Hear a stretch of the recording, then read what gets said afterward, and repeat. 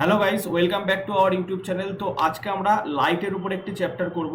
তো লাইটের এই চ্যাপ্টার দেখো একদম পুরো এনসিইআরটি সায়েন্স যেরকম রয়েছে ঠিক সেই প্যাটার্নে কিন্তু ক্লাস হবে, এবং সাথে সাথে ক্লাস করতে করতে কিন্তু যেগুলো প্রিভিয়াস ইয়ার রেলের পরীক্ষায় এসছে যে কোশ্চেনগুলো, সেই কোশ্চেনগুলো আমরা সলভ করব। সবার প্রথমে তোমাদেরকে আমি ক্লাসের ওভারভিউটা একটু দেখিয়ে দিই যে আজকে আমরা লাইটের ঠিক যেটুকু পোর্শন করব, প্রত্যেকটা পোর্শনকে কভার করার পরে কিন্তু আমরা কি করব, এই যে প্রিভিয়াসের যে বিভিন্ন কোশ্চেনগুলো আছে সেই কোশ্চেনগুলো কিন্তু সলভ করব। ঠিক আছে? তো ক্লাস যদি তোমরা প্রথম থেকে শেষ পর্যন্ত দেখো এবং পেন এবং পেপার নিয়ে বসে যে বিষয়গুলো তোমাদেরকে শেখাবো সেগুলো যদি নোট ডাউন করো, তাহলে ক্লাস কিন্তু তোমাদের জন্য খুবই বেনিফিটেড হবে। তো চলো প্রথমে আর কথা না বাড়িয়ে ক্লাস আমরা শুরু করি। দেখো প্রথমে আমরা আলোর সম্পর্কে কিছু ইম্পর্টেন্ট পয়েন্টস, যেগুলো রিপিটেডলি বিভিন্ন পরীক্ষায়, শুধু রেল না, বিভিন্ন সরকারি চাকরির পরীক্ষায় যেগুলোকে বারবার জিজ্ঞাসা করা হয় সেগুলোকে আগে জেনে নেবো। দেখো, আলো কি? আলো হচ্ছে একটি তড়িৎ চুম্বকীয় তরঙ্গ। ঠিক আছে? তোমরা সকলে জানো যে যখন আমি সাউন্ডের চ্যাপ্টার পড়েছিলাম তখন আমি বলেছিলাম যে তরঙ্গ দু প্রকারের হয়। একটা হচ্ছে তড়িৎ চুম্বকীয় তরঙ্গ, একটা এবং অপরটি হচ্ছে যান্ত্রিক তরঙ্গ। তো আলো হচ্ছে একটি তড়িৎ চুম্বকীয় তরঙ্গ। এবং এই যে তড়িৎ চুম্বকীয় তরঙ্গগুলো কোন তরঙ্গ রূপে বিস্তার লাভ করে? তির্যক তরঙ্গ রূপে বিস্তার লাভ করে। ঠিক আছে? তো আলোক তরঙ্গের যদি আমরা দেখি যে আলোক তরঙ্গ কিভাবে বিস্তার লাভ করছে, সেটা কিন্তু তির্যক তরঙ্গ রূপে বিস্তার করছে, এবং আলোক তরঙ্গ কিন্তু একটা তড়িৎ চুম্বকীয় তরঙ্গ অবশ্যই। ঠিক আছে? এই জন্য কিন্তু আলোক তরঙ্গ কি হয়, যখন সূর্য এবং পৃথিবীর মাঝখানে অনেক শূন্যস্থান থাকা সত্ত্বেও কিন্তু আলোক তরঙ্গ চলে আসে, কোনো মাধ্যমের প্রয়োজন হয় না। কিন্তু শব্দ তরঙ্গ একটা যান্ত্রিক তরঙ্গ, যান্ত্রিক তরঙ্গ বিস্তার লাভ করার জন্য কি হয়, মাধ্যমের প্রয়োজন হয়। এই জন্য শব্দ তরঙ্গ যখন বিস্তার লাভ করে তখন অবশ্যই মাধ্যমের দরকার হয়, মাধ্যম ছাড়া কিন্তু শব্দ তরঙ্গ বিস্তার লাভ করতে পারে না। নেক্সট যে বিষয়টা সেটা হচ্ছে শূন্য মাধ্যমে আলোর বেগ কত। তো শূন্য মাধ্যমে আলোর গতিবেগ হচ্ছে 3 × 10⁸ মিটার প্রতি সেকেন্ড। শূন্য মাধ্যমে আলোর গতিবেগ সব থেকে বেশি, এবং এই শূন্য মাধ্যম বা বায়ু মাধ্যমেই কিন্তু আলোর গতিবেগ সব থেকে বেশি হয়। সেই কারণে যখন পরম প্রতিসরাঙ্কের ব্যাপারটা আমরা বলবো, দেখবে পরম প্রতিসরাঙ্কের ব্যাপারটা কি, পরম প্রতিসরাঙ্ক হচ্ছে শূন্য মাধ্যমে আলোর বেগ বাই একটা নির্দিষ্ট মাধ্যমে আলোর বেগের যে রেশিও। তো শূন্য মাধ্যমে আলোর বেগ সব থেকে বেশি হয়, এই জন্য কিন্তু পরম প্রতিসরাঙ্কের মান সবসময় 1-এর বেশি হয়। নেক্সট হচ্ছে আলো সরলরৈখিক পথে চলে। আলো সরলরৈখিক পথে চলে, এবং এই যে লাইট যে সরলরৈখিক পথে চলে তাকে কি বলা হয়? রে অফ লাইট বলা হয়। তাহলে রে অফ লাইট কি? আলো যে সরলরৈখিক পথে চলে সেটাকে কিন্তু বলা হয় রে অফ লাইট। এবং এই একগুচ্ছ রে অফ লাইট কিন্তু একত্রিত হয়ে কি করে, বিম অফ লাইট তৈরি করে। তাহলে রে অফ লাইট এবং বিম অফ লাইট কি সেটা আমাদের কাছে ক্লিয়ার হলো। নেক্সট এবার চলে আসবো আলোর চ্যাপ্টারে। দেখো আমরা যেটা গোলীয় দর্পণ সম্পর্কে জানবো। আলোর এনসিইআরটি চ্যাপ্টার যদি আমরা দেখি, সেখানে কিন্তু সমতল দর্পণ সম্পর্কে সেরকম কিছু নেই, গোলীয় দর্পণ এবং লেন্স নিয়ে রয়েছে। তো আমরা গোলীয় দর্পণ সম্পর্কে জানবো। তো গোলীয় দর্পণ কি? গোলীয় দর্পণ হচ্ছে যে দেখতে পাচ্ছ এটা বক্র দর্পণ, যেই দর্পণটা কোনো না কোনো একটা গোলকের অংশ বিশেষ, মানে এই দর্পণটাকে যদি আমি এরকম ভাবে একটা করি, গোল দেখি ডটের দিয়ে দেখি, দেখবো এটা একটা গোলক টাইপের তৈরি হবে। এটা গোলকের কোনো একটা পোর্শনকে কেটে এই দর্পণটা তৈরি করা হয়েছে, এই জন্য এই দর্পণটার নাম হচ্ছে গোলীয় দর্পণ। এবার এই যে গোলীয় দর্পণ হচ্ছে বেসিক্যালি দুই রকমের হয়, একটা হচ্ছে উত্তল দর্পণ এবং অপরটা হচ্ছে অবতল দর্পণ। এখন প্রশ্ন হচ্ছে, এইটা নিয়ে কনফিউশন হয়, বিভিন্ন বইতে বিভিন্ন রকমের ছবি রয়েছে। ঠিক আছে? তো বিভিন্ন রকম ছবি না, ছবিটাকে বিভিন্ন রকম ভাবে ঘুরিয়ে করা রয়েছে বলে অনেকের মধ্যে কনফিউশন হয় যে গোলীয় দর্পণের কোনটা উত্তল দর্পণ কোনটা অবতল দর্পণ। ঠিক আছে? তো তোমাদেরকে আমি একদম পুরো সহজ ট্রিক্স করে দেখাবো। দেখো তোমরা যদি হাতটাকে এরকম করো, ঠিক আছে, হাতটাকে যদি এরকম ভাবে রাখো, ঠিক আছে, অনেকটা দেখতে সাপের ফোনার মতো হয়, তাহলে পরে দেখো এই যে ভিতরের সারফেসটা, এই যে এই ভিতরে যে দর্পণটা তৈরি হবে, মানে এইটা যদি প্রতিফলক তল হয়, এই যে ভিতরের সারফেসটা যদি প্রতিফলক তল হয়, তাহলে কিন্তু এটা হবে অবতল দর্পণ। ঠিক আছে? মানে ধরো সাপোজ এই যে তোমরা এটাকে হাতের মতো করে কল্পনা করো, এই পোর্শনটাকে হাতের মতো করে কল্পনা করো, বা একটা সাপের ফোনার মতো করে কল্পনা করো। তাহলে দেখো এই যে ভিতরের পোর্শনটা, প্রতিফলক তল কি, মানে আলো এই দিকে আসছে, এই দিক থেকে এসে আলো প্রতিফলিত হয়ে আবার এই দিকে ফিরে যাচ্ছে। প্রতিফলক তল মানে আলো যেখানে এসে বাধাপ্রাপ্ত হচ্ছে। তাহলে এই দর্পণটার প্রতিফলক তল হচ্ছে এই পাশে, অর্থাৎ বস্তু এই পাশেই থাকবে। এবং দেখতে দেখো এটাকে দেখতে কি হচ্ছে, সাপের ফোনার মতো দেখতে লাগছে। তাহলে এইটাই হবে কিন্তু অবতল দর্পণ। ঠিক আছে? এবং ঠিক এর উল্টোটা, এই যে এই দেখতে পাচ্ছ এই দর্পণটা, এর কিন্তু প্রতিফলক তল এই পাশটা, এবং এই পাশটা কিন্তু এর পিছনে প্রলেপ দেওয়া রয়েছে। এই যে দাগগুলো দেওয়া হচ্ছে এগুলোর মানে কি, এগুলো প্রলেপ দেওয়া রয়েছে। যে পাশে প্রলেপ দেওয়া থাকবে সেটা কিন্তু প্রতিফলক তল না। দর্পণের কোন পাশটা প্রতিফলক তল? দর্পণের যেই পাশটা হচ্ছে মসৃণ সেটাকে প্রতিফলক তল বলা হয়। তাহলে এই পাশটা মসৃণ, এই পাশে দাগ দেওয়া মানে কি, এই পাশটা রাফ সারফেস, এই যে যেখানে আমি রাইট দিচ্ছি এটা হচ্ছে স্মুথ সারফেস মানে মসৃণ তল। আর এই পাশটা কি, স্মুথ সারফেস না, তাহলে এটা হচ্ছে তোমার রাফ সারফেস। তাহলে উত্তল দর্পণ কি দেখতে পাচ্ছ যে উত্তল দর্পণ হচ্ছে এইটা, আর অবতল দর্পণ হচ্ছে এইটা।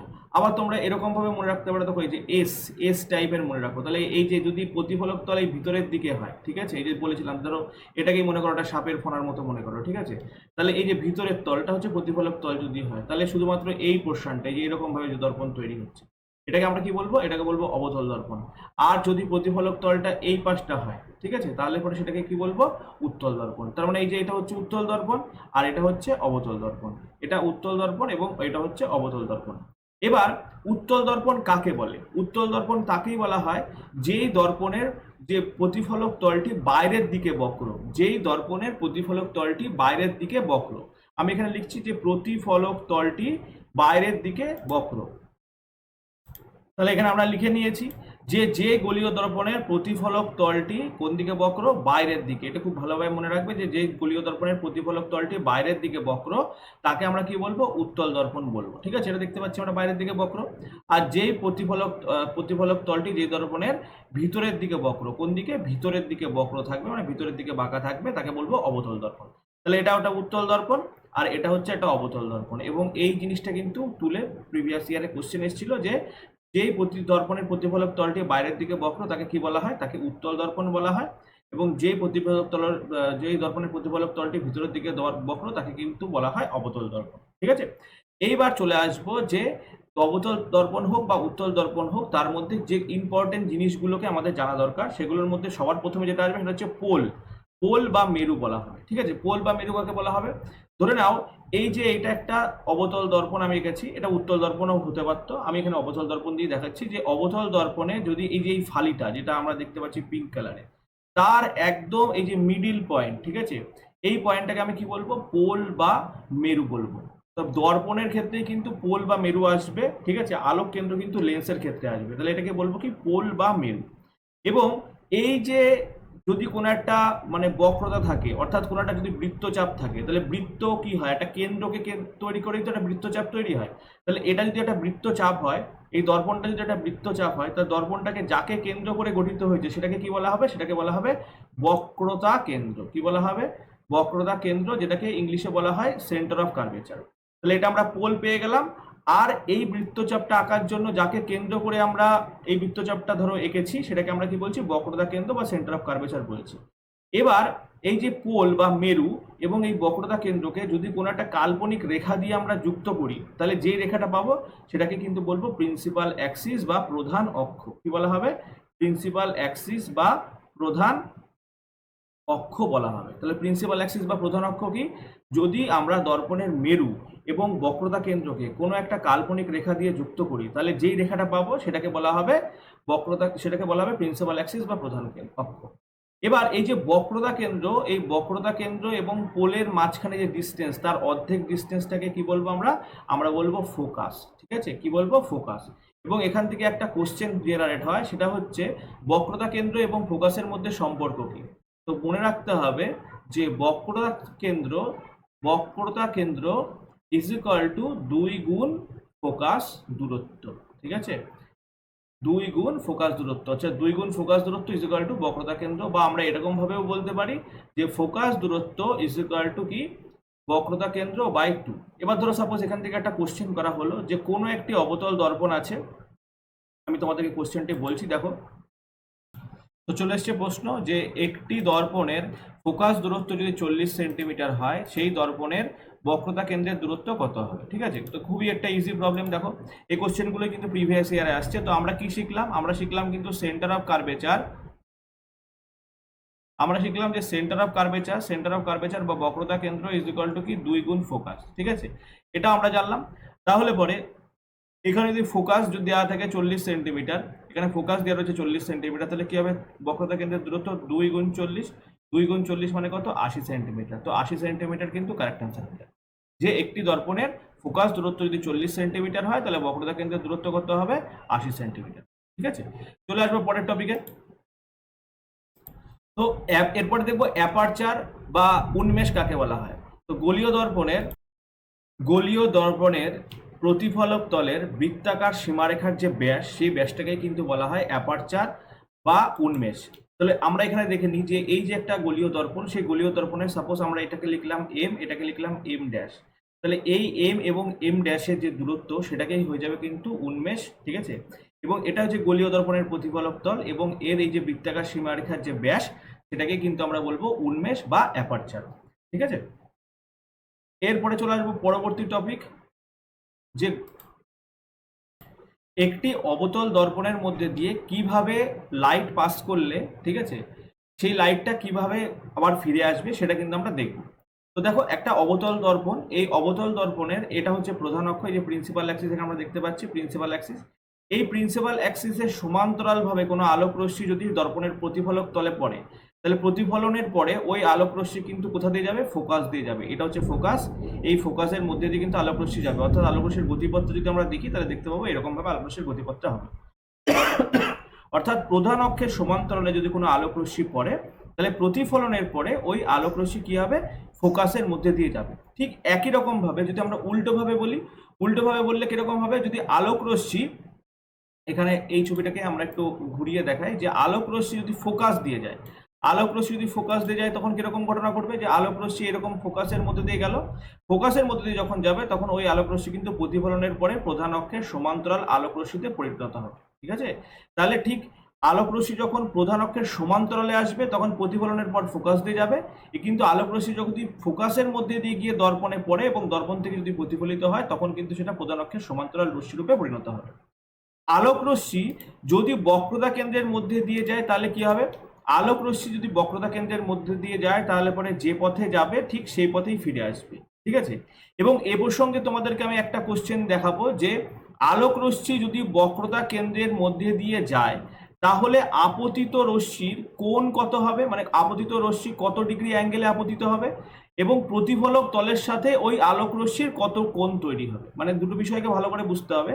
ধরে নাও একটা আলোক রশ্মি বক্রতা কেন্দ্রের মধ্যে দিয়ে গেছে, তাহলে এই বক্রতা কেন্দ্রের মধ্যে দিয়ে যাওয়ার সময় আলোক রশ্মির আপতন কোণ কত, এটা 1 নাম্বার কোশ্চেন। 2 নাম্বার কোশ্চেন, আলোক রশ্মি যখন এই দর্পণের উপরে পড়লো তখন দর্পণের প্রতিফলক তলের সাথে আলোক রশ্মির অ্যাঙ্গেল কত হলো সেটা আমাদেরকে বের করতে হবে। তো দেখো, একটা জিনিস ভালো করে বুঝতে হবে, যে আলোক রশ্মি যখন বক্রতা কেন্দ্রের মধ্যে দিয়ে যাচ্ছে, ঠিক আছে, তা আলোক রশ্মি যখন বক্রতা কেন্দ্রের মধ্যে দিয়ে যাচ্ছে, যে বক্রতা কেন্দ্র থেকে প্রতিফলক তল পর্যন্ত যেই দূরত্বটা সেটা কিন্তু কি, এই যে দর্পণ সেই দর্পণের কিন্তু ব্যাসার্ধ, এটা হচ্ছে বক্রতা ব্যাসার্ধ, ঠিক আছে, এটা হচ্ছে বক্রতা ব্যাসার্ধ। এবং জ্যামিতিতে আমরা দেখেছি যে এরকম যদি একটা বৃত্ত আঁকি, সেই বৃত্তের যে কোনো একটা বিন্দু দিয়ে যদি আমরা একটা লাইনকে টেনে নিই, সেই লাইনটাকে কি বলা হবে, স্পর্শক বলা হবে।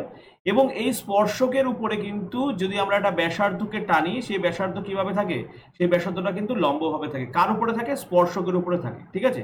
তাহলে এখানে দেখো, আলোক রশ্মি যখন বক্রতা কেন্দ্রের মধ্যে দিয়ে যাচ্ছে তখন কিন্তু লম্বভাবে পড়ছে, কার উপরে পড়ছে, প্রতিফলক তলের উপরে লম্বভাবে পড়ছে। তাহলে এই যে প্রতিফলক তল, এই প্রতিফলক তলের সাথে কিন্তু লম্বভাবে আলোক রশ্মি পড়ছে, ঠিক আছে। কেননা এটা হচ্ছে স্পর্শক, এটা প্রতিফলক তলের একটা বিন্দুর সাপেক্ষে আমরা দেখেছি এটা স্পর্শক। তাহলে পরে আলোক রশ্মি যখন কোনো দর্পণের উপরে আপতিত হচ্ছে প্রতিফলক তলের সাথে 90 ডিগ্রিতে আপতিত হচ্ছে। এটা কিন্তু আমাদের দ্বিতীয় কোশ্চেনের উত্তর হলো। এবার প্রথম কোশ্চেনে কি বলা হয়েছে, যে আলোক রশ্মির আপতন কোণ কত হবে। তাহলে দেখো, আলোক রশ্মি যখন কোনো বক্রতা কেন্দ্রে দিয়ে যাচ্ছে তখন এটা যদি প্রতিফলক তল হয় আর এটা যদি লম্ব হয়, তাহলে প্রতিফলক তলের সাথে লম্বভাবে কে থাকে, প্রতিফলক তলের সাথে লম্বভাবে থাকে হচ্ছে অভিলম্ব। কারণ আমরা জানি যে অভিলম্ব প্রতিফলক তলের সাথে লম্বভাবে থাকে। তাহলে পরে আলোক রশ্মি যদি লম্বভাবে আপতিত হয় তার মানে কি অভিলম্ব বরাবর আপতিত হচ্ছে, এবং প্রতিফলন কোণ কত, আপতন কোণ কত, সেগুলো আমরা কি অভিলম্বের সাপেক্ষেই ক্যালকুলেশন করি। যে এই যে একটা প্রতিফলক তল, এই একটা অভিলম্ব, আলোক রশ্মি যদি এইভাবে পড়ে তাহলে এই যে অভিলম্বের সাথে আলোক রশ্মির অ্যাঙ্গেল কত হয়েছে সেটাই আপতন কোণ। আবার আলোক রশ্মি যদি এইভাবে প্রতিফলিত হয় তাহলে অভিলম্বের সাথে কত ডিগ্রি কোণ করেছে এটাই হচ্ছে প্রতিফলন কোণ, ঠিক আছে। তাহলে এখানে দেখো, অভিলম্ব বরাবর যখন আলোক রশ্মি পড়ছে তার মানে কি অভিলম্বের সাথে কোনো কোণ নেই, তার মানে আলোক রশ্মির আপতন কোণ কত হবে, আলোক রশ্মির আপতন কোণ কিন্তু হবে 0। তাহলে দুটো কোশ্চেন, একটা কোশ্চেনের উত্তর হবে, প্রথম কোশ্চেনের উত্তর হবে কিন্তু 0 ডিগ্রি, এবং দ্বিতীয় কোশ্চেনের উত্তর হবে কিন্তু 90 ডিগ্রি। যে আলোক রশ্মি যখন বক্রতা কেন্দ্রের মধ্যে দিয়ে যায় তখন আলোক রশ্মির আপতন কোণ হয় কিন্তু 0 ডিগ্রি।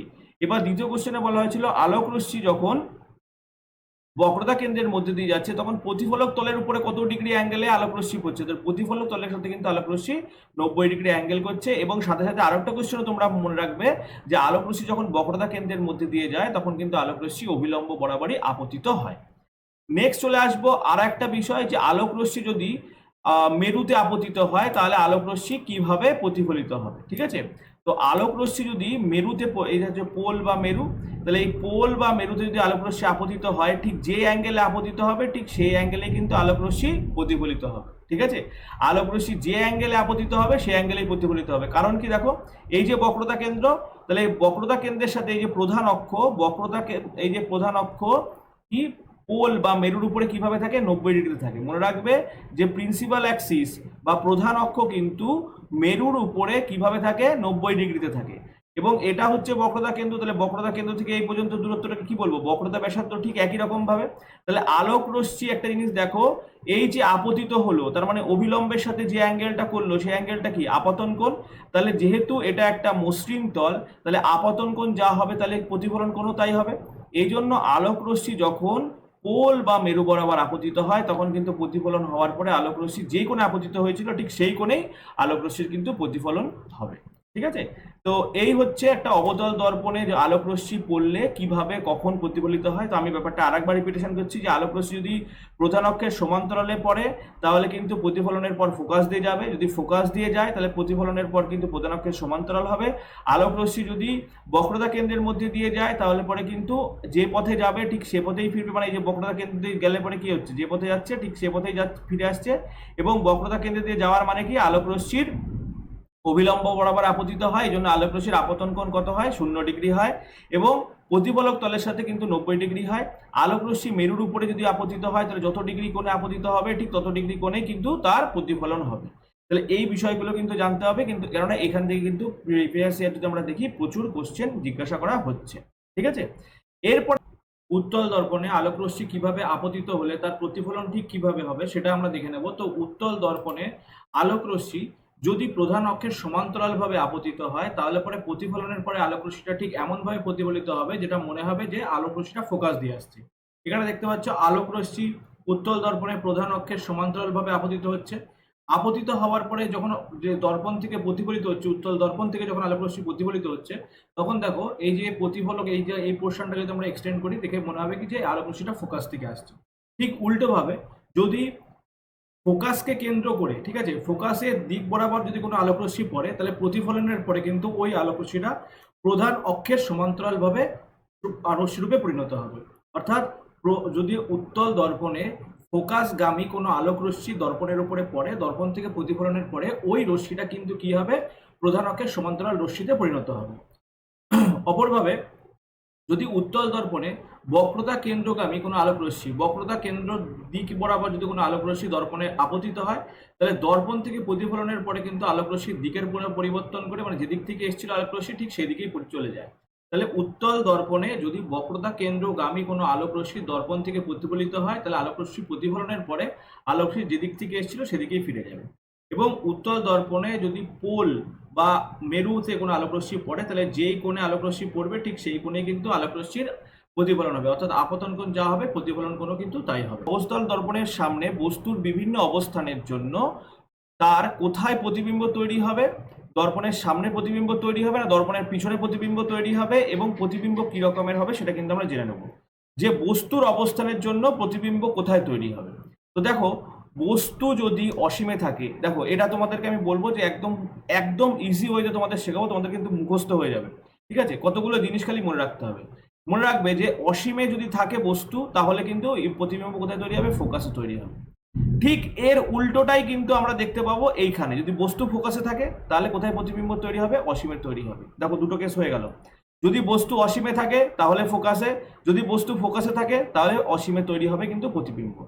নেক্সট হচ্ছে যদি বস্তু বক্রতা কেন্দ্রের পিছনে থাকে তাহলে কিন্তু ফোকাস এবং বক্রতা কেন্দ্রের মাঝখানে তৈরি হবে, এবং বস্তু যদি সেন্টার অফ কার্ভেচার মানে বক্রতা কেন্দ্র এবং ফোকাসের মধ্যে থাকে তাহলে কিন্তু বক্রতা কেন্দ্রের পেছনে প্রতিবিম্ব তৈরি হবে। ব্যাপারটা একটু খটোমটো লাগলো তো? দেখো তোমাদেরকে আমি ব্যাপারটা বুঝিয়ে বলছি। এখানে দেখে নাও এই ছবিতে যে এখানে আমরা একটা জিনিস কল্পনা করে নিচ্ছি, যে এখানে তোমাদেরকে আমি ছবি দিয়ে একদম ব্যাপারটা বোঝাচ্ছি। দেখো যদি বস্তু এরকম পজিশনে থাকে, যদি বস্তুটা এরকম পজিশনে থাকে, তাহলে পরে আমরা কি পাবো, যে বস্তুটা কিন্তু বক্রতা কেন্দ্রের পেছনে অবস্থান করছে। কোথায় পেছনে অবস্থান করছে? বক্রতা কেন্দ্রের পেছনে অবস্থান করছে। তাহলে এই অবস্থায় বস্তুর প্রতিবিম্ব কিন্তু এরকম জায়গায় তৈরি হবে, অর্থাৎ বক্রতা কেন্দ্র এবং ফোকাসের মাঝখানে তৈরি হবে। এবার আমি বলেছিলাম একটা জিনিসের উল্টোটা হবে। এবার প্রথম ক্ষেত্রে কিন্তু এখানে কি ছিল? বস্তু ছিল। প্রতিবিম্ব কোথায় তৈরি হয়েছে? এখানে প্রতিবিম্ব তৈরি হয়েছে। এবার আমরা ঘুরিয়ে নিলাম, আমরা চলে আসলাম বস্তু এখানে রাখলাম, তাহলে প্রতিবিম্ব কোথায় তৈরি হবে? প্রতিবিম্ব কিন্তু এখানে তৈরি হবে, তাই না? তাহলে বস্তু যখন বক্রতা কেন্দ্রের পেছনে থাকছে, প্রতিবিম্ব বক্রতা কেন্দ্র এবং ফোকাসের মাঝখানে তৈরি হচ্ছে। কিন্তু যখন বস্তু বক্রতা কেন্দ্র এবং ফোকাসের মাঝখানে থাকবে, তাহলে স্বাভাবিকভাবে প্রতিবিম্ব কোথায় তৈরি হবে? বক্রতা কেন্দ্রের পেছনে তৈরি হবে। এই ব্যাপারটাই কিন্তু এখানে বলা হয়েছে। দেখো, যখন বস্তুর অবস্থান পিছনে, কার পিছনে? বক্রতা কেন্দ্রের পেছনে, তখন প্রতিবিম্ব তৈরি হচ্ছে কোথায়? ফোকাস এবং বক্রতা কেন্দ্রের মাঝখানে। এবার এটাকেই দেখো এখানে ঘুরিয়ে নেওয়া হয়েছে, যে বস্তু যদি থাকে কোথায়?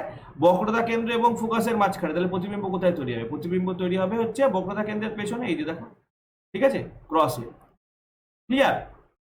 নেক্সট চলে আসবো, যে বস্তু যদি বক্রতা কেন্দ্রে থাকে তাহলে কোথায় প্রতিবিম্ব তৈরি হবে? বস্তু বক্রতা কেন্দ্রে থাকলে কিন্তু বক্রতা কেন্দ্রেতেই প্রতিবিম্ব তৈরি হবে, এবং বস্তুর যা আকৃতি সেই সমান আকৃতি বিশিষ্ট প্রতিবিম্ব তৈরি হবে। ধরো তোমাদেরকে কোশ্চেন করা হলো যে কখন বস্তু তার সমান আকৃতি বিশিষ্ট প্রতিবিম্ব তৈরি করবে, বস্তুর কোন অবস্থানের জন্য? তাহলে আমাদের প্রশ্নের উত্তর দিতে হবে কি, যে যখন বস্তু বক্রতা কেন্দ্রে থাকবে তখন বস্তু তার সমান আকৃতি বিশিষ্ট প্রতিবিম্ব কিন্তু তৈরি করতে পারবে, সমান আকারের প্রতিবিম্ব তৈরি করতে পারবে। এবং অবতল দর্পণে শুধুমাত্র একটা কেসই হয় যেখানে বস্তুর অসৎ বিম্ব তৈরি হয়। সেটা কখন? সেটা হচ্ছে যখন বস্তু কোথায় থাকে?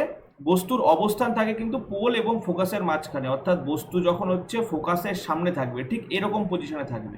বস্তু যখন ঠিক ফোকাস, এই যে ফোকাস, এই ফোকাসের সামনে যখন বস্তু থাকবে, তখন কিন্তু দর্পণের পেছনে বস্তুর প্রতিবিম্ব তৈরি হবে। তাহলে অবতল দর্পণে যদি বস্তু পোল এবং ফোকাসের মাঝখানে থাকে, তাহলেই কিন্তু দর্পণের পেছনে প্রতিবিম্ব তৈরি হবে। তাহলে এবার তো আমরা বুঝে গেলাম যে কোথায় কোন প্রতিবিম্ব তৈরি হবে। এবার কি করে বুঝবো যে প্রতিবিম্ব সৎ হবে না অসৎ হবে? কি করে আমরা বুঝবো? এখানে সব ক্ষেত্রে মনে রাখবে, যেখানে যেখানেই সৎবিম্ব, যেখানে যেখানেই বস্তুর প্রতিবিম্ব হচ্ছে তুমি পর্দায় ফেলতে পারবে, সেটা সৎবিম্ব।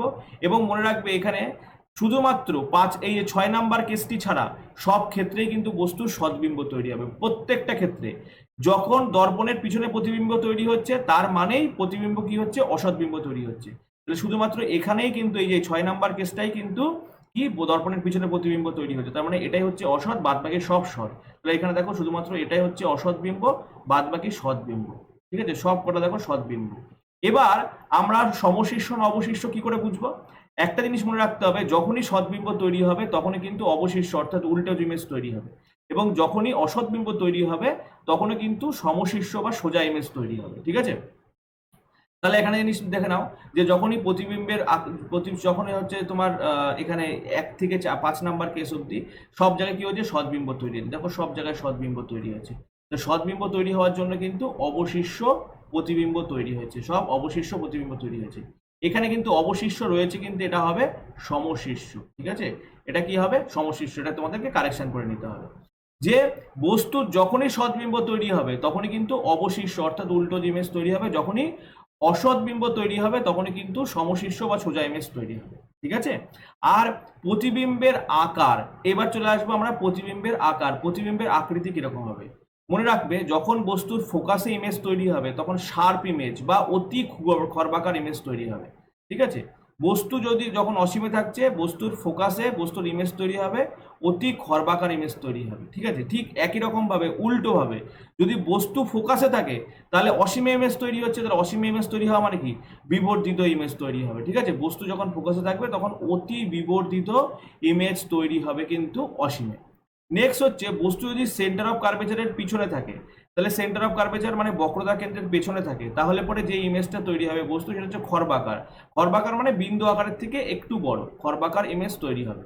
তাহলে বস্তু যদি সেন্টার অফ কার্ভেচারের এবং ফোকাসের মাঝখানে যখন থাকবে তখন কিরকম ইমেজ তৈরি হবে? বিবর্ধিত তৈরি হবে। দেখো ঠিক একদম উল্টো, এখানে খর্বাকার, এখানে বিবর্ধিত। ঠিক আছে, বস্তু বক্রতা কেন্দ্রে থাকলে পরে কি হবে? বস্তু সমান আকারের ইমেজ তৈরি করবে, বস্তুর যা আকার তার সমান আকারের ইমেজ তৈরি করবে। এবং বস্তু যখন পোল এবং ফোকাসের মধ্যে থাকবে তখন কিন্তু বিবর্ধিত মানে বস্তুর যা বড় আকৃতি তার থেকে বড় ইমেজ তৈরি হবে। ঠিক আছে, তাহলে এইভাবে কিন্তু আমরা জানতে পারলাম যে বস্তু কোথায় থাকলে তার প্রতিবিম্ব কিরকম তৈরি হবে এবং কিরকম আকৃতির তৈরি হবে, সৎ হবে না সমশিষ্ট হবে, গোটা ব্যাপারটা কিন্তু আমরা বুঝতে পারলাম। এবার চলে আসবো অসৎ তোমাদের সমতল সমতল দর্পণ নয়,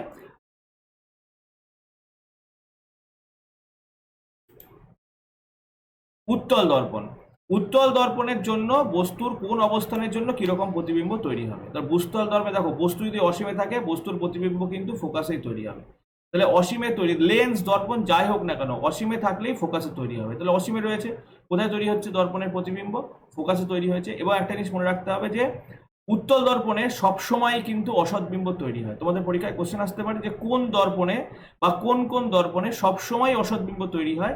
তো সবসময় অসৎ বিম্ব তৈরি হয় কিন্তু এক উত্তল দর্পণ এবং আর একটা হচ্ছে সমতল দর্পণ।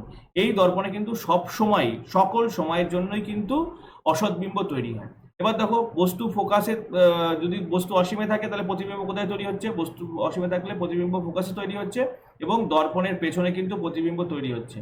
প্রতিবিম্বের আকার কিরকম হবে? প্রতিবিম্বের আকার হবে অতি খর্বাকার, মানে অনেক ছোট প্রতিবিম্ব তৈরি হবে, অতি খর্বাকার প্রতিবিম্ব তৈরি হবে এবং বিন্দু আকারের প্রতিবিম্ব তৈরি হবে। কিরকম প্রতিবিম্ব তৈরি হবে?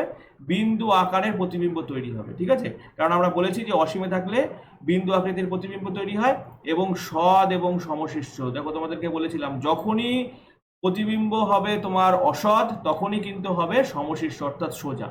নেক্সট হচ্ছে দর্পণের মেরু এবং পোল এর মাঝখানে যদি থাকে তাহলে ফোকাস এবং পোলের মাঝখানে কিন্তু প্রতিবিম্ব তৈরি হবে এবং এক্ষেত্রে কিন্তু আগের থেকে বড় ইমেজ তৈরি হবে কিন্তু খর্বাকার, বিন্দু আকৃতির হবে না কিন্তু খর্বাকার ইমেজ তৈরি হবে। এবং আমি তোমাদেরকে প্রথমেই বলেছি যে উত্তল দর্পণে সবসময় অসৎ বিম্ব তৈরি হয়, তাই অসৎ বিম্ব এবং সমশিষ্ট ইমেজ কিন্তু তৈরি হবে। এবার আমরা দেখে নেব যে এই সাইন কনভেনশনের ব্যাপারটা, যে কোন সময় আমরা ফোকাসকে পজিটিভ ধরবো, কোন সময় ফোকাসকে নেগেটিভ ধরবো, বস্তুকে কখন নেগেটিভ ধরবো, প্রতিবিম্বকে কখন পজিটিভ ধরবো, কখন নেগেটিভ ধরবো। তো এই বিষয়টা নিয়ে কিন্তু আমাদের একটা কনফিউশন হয়, তো সেই বিষয়টা কিন্তু আমরা এখানে দেখে নেব। তো দেখো, এখানে একটা জিনিস মনে রাখতে হবে যে সবসময় বস্তুর দূরত্ব সবসময় কিন্তু কি হবে? মাইনাসে হবে। কারণ উত্তল দর্পণ হোক অবতল দর্পণ হোক সবসময় বস্তু কোন দিকে থাকে? বস্তু কিন্তু বাঁ দিকে থাকে। যেহেতু বস্তু বাঁ দিকে থাকে তাহলে কিন্তু বস্তুর দূরত্ব সবসময় কি হবে? নেগেটিভ হবে। এবার একটা জিনিস খেয়াল করো, দেখো এই যে গ্রাফটা তোমাদেরকে দেখানো হয়েছে এখান থেকে মনে রাখবে যে এই যে পোল থেকে যত বাঁ দিকে যাবো এই দিকের ডিস্টেন্সটা এটা কি হবে? এটা হবে নেগেটিভের দিক, ঠিক আছে? দূরত্বের কথা বলছি। এবং যত ডান দিকে আসবো এটা কিন্তু কি হবে? পজিটিভ। আর এখান থেকে উচ্চতা ক্যালকুলেশন করা হয়, যদি উপরের দিকে যাই তাহলে উচ্চতা হবে পজিটিভ, যদি নিচের দিকে আসি তাহলে হবে উচ্চতা নেগেটিভ, ক্লিয়ার? তাহলে এবারে বস্তু আমি সবসময় কি বললাম? যেহেতু বাঁ দিকে থাকে বস্তু সবসময় ইউ অর্থাৎ বস্তুর দূরত্বকে আমরা ইউ দিয়ে প্রকাশ করি, তাহলে বস্তু যেহেতু সবসময় বাঁ দিকে থাকে সেই জন্য কিন্তু কি হবে? বস্তু দূরত্ব সবসময় কিন্তু কি হবে? নেগেটিভ। উত্তল দর্পণ অবতল দর্পণ উত্তল লেন্স অবতল লেন্স সবসময় কিন্তু কি হবে? বস্তু দূরত্ব সবসময় কি হবে? নেগেটিভ হবে। এবার চলে আসবো ফোকাস দূরত্ব কখন পজিটিভ হবে কখন নেগেটিভ হবে। তো উত্তল দর্পণের জন্য কিন্তু ফোকাস কি হবে? পজিটিভ হবে। আমি এখানে লিখে রাখছি যে উত্তল দর্পণ হলে কিন্তু ফোকাস পজিটিভ হবে। যদি মাইনাস হয় কখন হবে? যখন অবতল দর্পণ হবে। অবতল দর্পণের ক্ষেত্রে কিন্তু ফোকাস কি হবে? অবতল দর্পণের জন্য কিন্তু ফোকাস হবে মাইনাস, ক্লিয়ার? এই ব্যাপারটাকে তোমাদেরকে মনে রাখতে হবে যে অবতল দর্পণের জন্য কিন্তু ফোকাস হবে মাইনাস। এবার আরো একটি ইম্পর্টেন্ট ব্যাপার যে প্রতিবিম্বকে কখন আমরা পজিটিভ ধরবো, প্রতিবিম্বকে কখন আমরা নেগেটিভ ধরবো। তো দেখো এরও ব্যাখ্যা রয়েছে। প্রতিবিম্বকে আমরা পজিটিভ ধরবো তখনই যখন বস্তু যেদিকে তার বিপরীত দিকে প্রতিবিম্ব গঠিত হচ্ছে। যেমন ধরো উত্তল দর্পণের ক্ষেত্রে, কিন্তু সবসময় কি হয়? দর্পণের পিছনে প্রতিবিম্ব গঠিত হয়, অর্থাৎ বস্তু এইদিকে রয়েছে প্রতিবিম্ব এইদিকে গঠিত হচ্ছে, তাহলে এই দিকে থাকা মানেই পজিটিভ। তাহলে উত্তল দর্পণের ক্ষেত্রে প্রতিবিম্বকে আমরা কি ধরবো? প্রতিবিম্বকে আমরা পজিটিভ ধরবো। অবতল দর্পণের ক্ষেত্রে দেখো, অবতল দর্পণের ক্ষেত্রে কিন্তু সবগুলো কেসেই কি হয়? বস্তুর প্রতিবিম্ব বাঁদিকে গঠিত হয়। শুধুমাত্র যখন বস্তু পোল এবং ফোকাসের মাঝখানে রাখা হয়, বস্তুকে যখন পোল এবং ফোকাসের মাঝখানে রাখা হয় তখনই কিন্তু অসৎ বিম্ব তৈরি হয়, অর্থাৎ দর্পণের পিছনে প্রতিবিম্ব তৈরি হয়। তাহলে অবতল দর্পণের ক্ষেত্রে সবসময় কিন্তু কি হচ্ছে? প্রতিবিম্ব মাইনাস হচ্ছে, প্রতিবিম্ব অবতল দর্পণের জন্য মাইনাস হচ্ছে। এর মধ্যে ব্যতিক্রম মনে রাখতে হবে, যখন বস্তু পোল এবং ফোকাস এর মাঝখানে থাকবে তখন কিন্তু অবতল দর্পণের ক্ষেত্রে কি হবে? প্রতিবিম্ব পজিটিভ হবে। এবং এটা আমরা কি করে বুঝবো? ধরো তোমাকে কোনো একটা অঙ্ক দেওয়া হলো, প্রবলেম সলভ করতে বলা হলো, সেই প্রবলেমে তোমরা দেখতে পাবে যে ফোকাস দূরত্ব, সাপোজ ধরে নাও ফোকাস দূরত্ব দেওয়া হয়েছে 20 এবং বলা হয়েছে যে বস্তুর দূরত্ব 15 সেন্টিমিটার। তাহলে পরে এখানে বুঝতেই পারছো যে ফোকাস দূরত্ব থেকে বস্তু দূরত্ব কম আছে। যেহেতু কম আছে সেই জন্য বস্তুটা কি রয়েছে, ফোকাসের সামনে অবস্থান করছে। তাহলে এখানে যে প্রতিবিম্বটা তৈরি হবে সেই প্রতিবিম্বটার কিন্তু দূরত্ব তোমার পজিটিভে ধরতে হবে, কারণ এখানে অসৎ বিম্ব তৈরি হবে। যখন ফোকাস দূরত্ব থেকে কম দূরত্বে বস্তুকে রাখা হয় তখন কিন্তু অবতল দর্পণে বস্তুর অসৎ বিম্ব তৈরি হয়, এবং অসৎ বিম্বের ক্ষেত্রে কি হয়, আমাদের বস্তুর যে দূরত্ব আসবে সেটাকে কিন্তু, প্রতিবিম্বের যে দূরত্ব হবে, বস্তু নয় প্রতিবিম্বের যে দূরত্ব হবে সেটাকে কিন্তু পজিটিভ ধরতে হবে। ঠিক আছে, তো এই ব্যাপারটা মনে রাখতে হবে। এবার চলে আসবো হাইট বা উচ্চতার ব্যাপার। তো দেখো, বস্তুর উচ্চতাকে এইচ দিয়ে প্রকাশ করা হয়, এবং বস্তুর উচ্চতা, বস্তু সবসময় সোজাই থাকে, এই জন্য বস্তুর উচ্চতাকে কি করবো আমরা, পজিটিভ ধরবো। বস্তুর উচ্চতাকে আমরা কি ধরবো, পজিটিভ ধরবো। এবার যদি প্রতিবিম্ব, যদি প্রতিবিম্ব উল্টো হয়, ঠিক আছে, যদি প্রতিবিম্ব উল্টো হয়, কখন প্রতিবিম্ব উল্টো হবে, যখনই অসৎ সৎবিম্ব তৈরি হবে তখনই কিন্তু প্রতিবিম্ব উল্টো হবে। যে যেই ক্ষেত্রে সৎবিম্ব তৈরি হবে সেই সেই ক্ষেত্রে কিন্তু প্রতিবিম্ব উল্টো হবে। যখন প্রতিবিম্ব উল্টো হবে তখন এইচ ড্যাশ, অর্থাৎ বস্তুর উচ্চতাকে আমরা কি ধরবো, মাইনাস ধরে নেবো। বস্তুর প্রতিবিম্বের উচ্চতাকে আমরা কি ধরবো, মাইনাস ধরবো। বস্তু নয়, বস্তুর উচ্চতা তো সবসময় পজিটিভ। যখন প্রতিবিম্ব সৎ হবে তখন আমরা প্রতিবিম্বের যে উচ্চতা সেটাকে কিন্তু আমরা মাইনাস ধরে নেবো। যখন প্রতিবিম্ব হবে অসৎ, ঠিক আছে, তখন কিন্তু এইচ ড্যাশ হবে পজিটিভ। কারণ কি, যখন প্রতিবিম্ব অসৎ হয়, প্রতিবিম্ব অসৎ হলে কিন্তু কি হয়, বস্তু যে প্রতিবিম্ব তৈরি হয় সেই প্রতিবিম্বটা সোজা হয়, সেক্ষেত্রে কিন্তু পজিটিভ হয়ে যাবে, এইচ ড্যাশ এর ভ্যালু হয়ে যাবে পজিটিভ। ঠিক আছে, তো এই ছোট ছোট বিষয়গুলো যদি তোমরা মনে রাখতে পারো তাহলে কিন্তু এই যে সাইন নিয়ে যে অঙ্ক করতে গেলে যে সমস্যাগুলো হয় সেই সমস্যাগুলো তোমাদের সমাধান, মানে সমাধান করতে পারবে, কোনো সমস্যা তোমাদের হবে না অঙ্ক করতে গেলে পরে। চলে আসবো পরের টপিকে, দর্পণের সূত্র। দর্পণের সূত্র কি, দর্পণের সূত্র আমরা জানি, দর্পণের জেনারেল সূত্র হচ্ছে কি 1/v plus 1/u is equal to 1/f। যেখানে ভি কি, যেখানে ভি হচ্ছে প্রতিবিম্বের দূরত্ব, ভি হচ্ছে প্রতিবিম্বের দূরত্ব, প্রতিবিম্বের দূরত্ব। ঠিক আছে, প্রতিবিম্বের দূরত্ব কি, প্রতিবিম্বের দূরত্ব হচ্ছে ভি। আর বস্তুর দূরত্ব কি হবে, বস্তুর দূরত্ব হবে কিন্তু ইউ, এবং ফোকাস দূরত্ব, ফোকাস দূরত্ব কি হবে, ফোকাস দূরত্ব কিন্তু হবে এফ। তাহলে 1/v plus 1/u plus is equal to 1/f, এটা কিন্তু দর্পণের সূত্র, এবং এখানে কিন্তু কোনো প্লাস মাইনাস কিছু নেই। দর্পণের বিবর্ধনের সূত্র কি হবে, দর্পণের বিবর্ধনের সূত্র বা ম্যাগনিফিকেশনের সূত্র, যেটাকে এম দিয়ে প্রকাশ করা হয়। ম্যাগনিফিকেশনের সূত্র হচ্ছে হবে এইচ ড্যাশ বাই এইচ, যেখানে এইচ ড্যাশ হচ্ছে প্রতিবিম্বের উচ্চতা, এইচ হচ্ছে বস্তুর উচ্চতা, আর ইজ ইকুয়াল টু তুমি কি লিখতে পারো, মাইনাস ভি বাই ইউ, অর্থাৎ প্রতিবিম্বের দূরত্ব বাই বস্তুর দূরত্বের রেশিও। তাহলে এখানে H dash is equal to কি লিখবে, প্রতিবিম্বের উচ্চতা, প্রতিবিম্বের উচ্চতা, আর এটা হচ্ছে এইচ হচ্ছে বস্তুর উচ্চতা। ঠিক আছে, তাহলে এটা হচ্ছে দর্পণের বিবর্ধনের সূত্র বা ম্যাগনিফিকেশনের সূত্র। এবং তোমাদেরকে আমি একটা জিনিস বলে রাখি এই প্রসঙ্গে, সাপোজ তোমাদেরকে ধরো কোনো একটা সময় দেয়া হলো যে কোনো একটা দর্পণের প্রতিবিম্ব এসছে মাইনাসে, ঠিক আছে, কোনো একটা দর্পণের বিবর্ধন এসছে মাইনাসে, তোমাকে বললো, তোমাকে কোশ্চেন করা হলো যে এই মাইনাসে এসছে, এটা বলো যে এটা সমতল, এটা একটা উত্তল দর্পণের ক্ষেত্রে হয়েছে না অবতল দর্পণের ক্ষেত্রে হয়েছে। তা দেখো, মাইনাস সাইন দিকে তুমি কিন্তু বুঝতে পারবে এটা কখনোই উত্তল দর্পণ দ্বারা হবে না, অবতল দর্পণ দিয়ে হবে। কারণ কি, দেখো আমি তোমাদেরকে বলি যে ম্যাগনিফিকেশন ইজ ইকুয়াল টু, যদি আমরা ধরি minus V by U, minus V মানে কি, প্রতিবিম্বের দূরত্ব বাই বস্তুর দূরত্ব। এবার দেখো বস্তু সবসময় কি হয়, মাইনাসে থাকে, তাহলে মাইনাসে প্লাসে কি হয়ে যাবে, প্লাস হয়ে যাবে।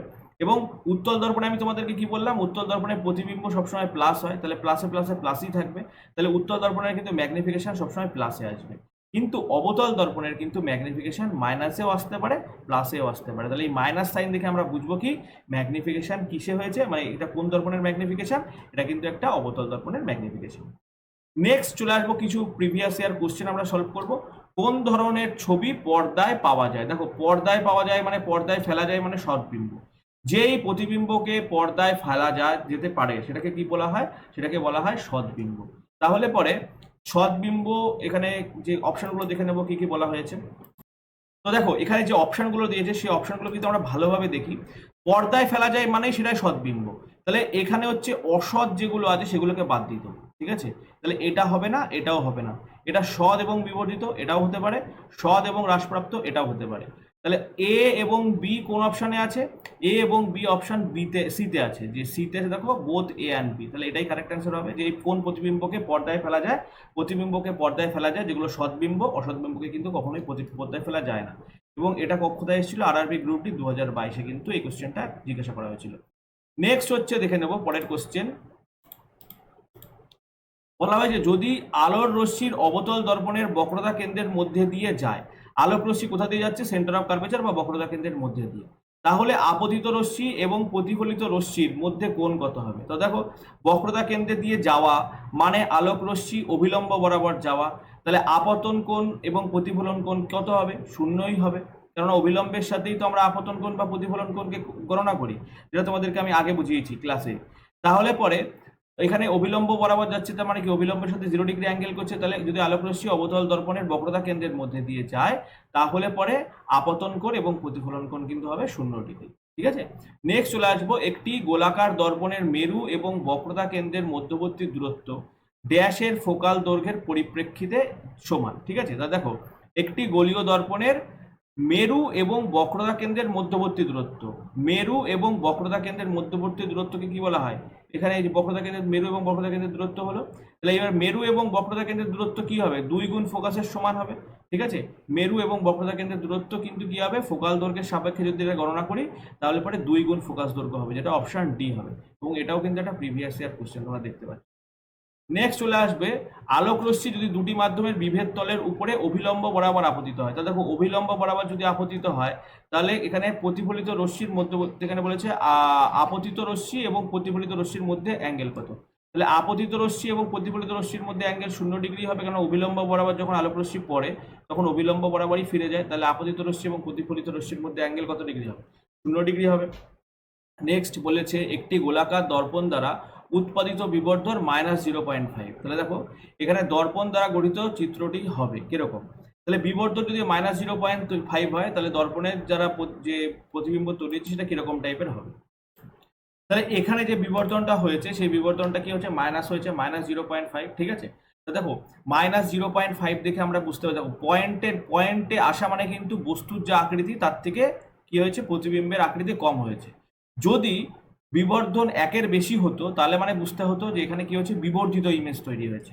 কিন্তু যদি বিবর্ধন 1-এর নিচে আসে, দেখো এখানে পয়েন্টে আসা মানে কি 1-এর নিচে এসছে, তাহলে 1-এর নিচে আসা মানে কিন্তু এখানে প্রতিবিম্বটা কিন্তু যে আকৃতি, বস্তুর আকৃতি থেকে কিন্তু হ্রাস পেয়েছে। তাহলে হ্রাসপ্রাপ্ত যেটা, সেটাই আমরা কিন্তু এখানে খেয়াল করবো যে এখানে হ্রাসপ্রাপ্ত কোনটা কোনটা আছে। তাহলে অপশন বি এবং অপশন ডি তে হ্রাসপ্রাপ্ত আছে। তাহলে এ এবং সি কে সবার প্রথমেই কিন্তু আমরা কেটে দেবো, যেখানে বর্ধিত হবে না, হ্রাসপ্রাপ্ত হবে। ঠিক আছে, এবার একটা জিনিস খেয়াল করতে হবে যে এখানে অপশন ডিতে বলেছে অসৎবিম্ব না সৎবিম্ব, এটার মধ্যে আমাদের কনফিউশন। তো তোমাদেরকে আমি একটা জিনিস বলেছিলাম, দেখো যদি বিবর্ধন মাইনাসে হয়, তাহলে বিবর্ধন মাইনাসে হলে পরে বুঝতে হবে যে এটা একটা তোমার অবতল দর্পণ দ্বারা হয়েছে। যদি উত্তল দর্পণ দিয়ে হতো তাহলে কিন্তু বিবর্ধন প্লাসই হতো, সেটা তোমাদেরকে একটু আগে আমি ডিসকাস করলাম। তাহলে যেহেতু অবতল দর্পণ দিয়ে হয়েছে, তার মানে বিবর্ধন কিন্তু এখানে মাইনাসেই হবে। ঠিক আছে, মাইনাসে হয়েছে বিবর্ধন, যেহেতু অবতল দর্পণ দিয়ে হয়েছে। এবার অবতল দর্পণ দিয়ে যখন বিবর্ধন হয়, তখন কিরকম ইমেজ তৈরি হয়? তখন কিন্তু ইমেজ তৈরি হয় হচ্ছে উল্টানো এবং সৎবিম্ব তৈরি হয়। অবতল দর্পণে কেবলমাত্র একটা সময়তেই কিন্তু কি হয়? অসৎবিম্ব তৈরি হয়, সেই সময় সোজা ইমেজ তৈরি হয়। সেটা কখন হয়? সেটা হচ্ছে বস্তু যখন ফোকাসের সামনে থাকে। এবং বস্তু যখন ফোকাসের সামনে থাকে, তখন বস্তুর যে প্রতিবিম্বটা তৈরি হয় সেটা কিন্তু হ্রাসপ্রাপ্ত প্রতিবিম্ব তৈরি হয় না, সেটা কিন্তু বিবর্ধিত প্রতিবিম্ব তৈরি হয়। সেটা তোমাদেরকে জাস্ট আমি আর একবার দেখিয়ে দিই, তোমাদের হয়তো অনেকের খেয়াল নেই, কিন্তু ব্যাপারটা একটু তোমাদেরকে দেখিয়ে দিই, তাই বুঝতে পারবে। দেখো, অবতল দর্পণে বস্তু যখন পোল এবং ফোকাসের মধ্যে থাকে, তখন দর্পণের পেছনে কিন্তু প্রতিবিম্ব তৈরি হয় এবং বিবর্ধিত প্রতিবিম্ব তৈরি হয়। ঠিক আছে, তাহলে এখান থেকে আমরা বুঝতে পারছি যে অপশান কোথায়? অপশান, হ্যাঁ, অপশান কিন্তু ডি অবশ্যই উৎপন্ন হবে না। অসৎ এখানে অসৎ বিম্ব তৈরি হবে না, মানে সৎবিম্বই তৈরি হবে। ঠিক আছে, তাহলে পরে উত্তর কি হবে? অপশন বি হবে, যে সৎবিম্ব উল্টানো এবং হ্রাসপ্রাপ্ত। ঠিক আছে, এটা হবে, কেননা যদি এখানে হ্রাসপ্রাপ্ত আছে, তার মানে কি এটা কিন্তু বস্তুটা পোল এবং ফোকাসের মাঝখানে নেই। তাহলে এখানে কারেক্ট আনসার কি হবে? কারেক্ট আনসার হবে কিন্তু অপশন বি। অর্থাৎ একটা গোলাকার দর্পণে যদি উৎপাদিত বিবর্ধন -0.5 হয়, তাহলে সৎ, উল্টানো এবং হ্রাসপ্রাপ্ত প্রতিবিম্ব কিন্তু গঠিত হবে।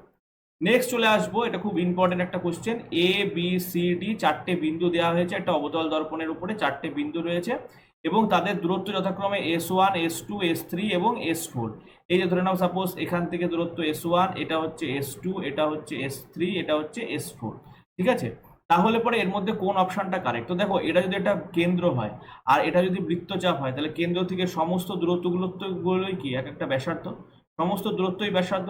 তাহলে পরে সমস্ত দূরত্ব মানে এটা S1, এটা S2, এটা S3, এটা S4 সবগুলোই সেম হবে। তাহলে S1 is equal to S2 is equal to S3 is equal to S4, এটা কারেক্ট হবে। তাহলে অপশন বি কিন্তু কারেক্ট আনসার হয়ে যাবে।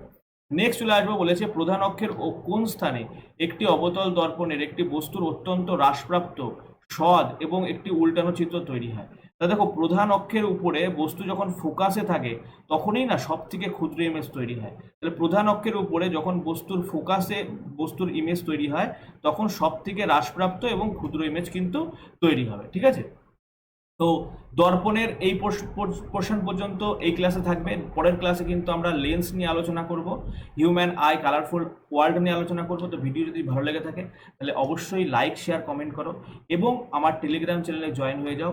এই সমস্ত যে কোশ্চেনগুলো করানো হয়েছে তার পিডিএফ কিন্তু আমি আমার টেলিগ্রাম চ্যানেলে প্রোভাইড করবো। থ্যাঙ্কস ফর ওয়াচিং, দেখা হবে পরের ভিডিওতে।